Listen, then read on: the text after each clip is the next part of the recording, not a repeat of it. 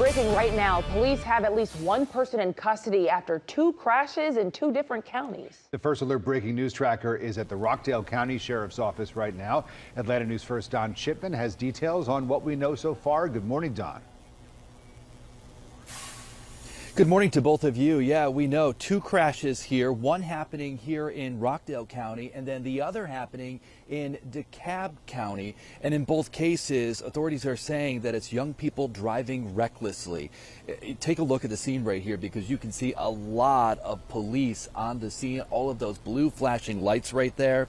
This right here is a look at the second crash that happened overnight. This is where Browns Mill Road meets Evans Mill Road.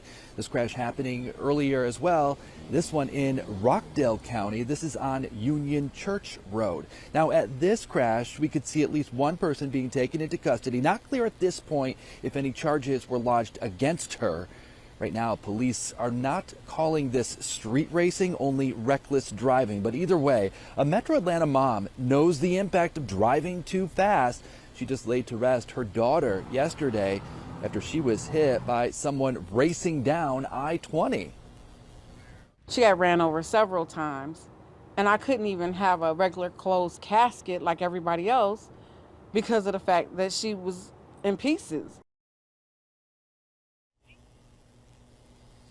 I mean, just terrible right there. That funeral happening yesterday. Now, in that case, that was from earlier this month when that crash happened.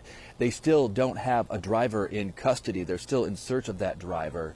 Now, in the meantime, with both of these cases happening overnight, police calling it reckless driving right now, but that could change as they continue their investigation. We're live here in Rockdale County. Don Shipman, Atlanta News First.